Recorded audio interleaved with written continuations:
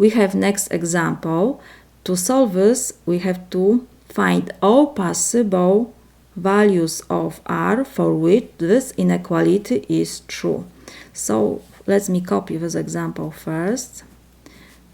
R is greater than or equals 5/8 times r. Because we have fractions on both sides, I will multiply both sides by common denominator 8. So 8 and 4 will cancel. I have 2. 8 and 8 reduce.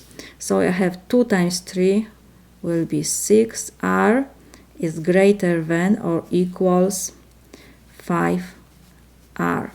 Now I have to collect all terms with r on the one side. So will be 6r minus 5r is greater than or equals 0.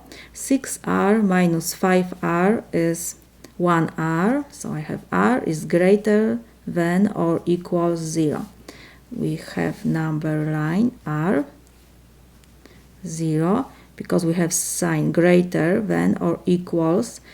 It means 0 is included. And we're going to the right side.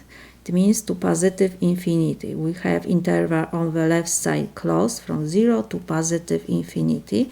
This is our solution. To check if it's correct, we have to choose one number from this interval. I can choose r equals 0. So let me copy this example. I have 3/4r is greater than or equals 5/8r. Now I will replace r by 0, so I have 3/4 times 0 is greater than or equals 5/8 times 0. 0 times 3/4 is 0, is greater than or equals 5/8 times 0 is 0.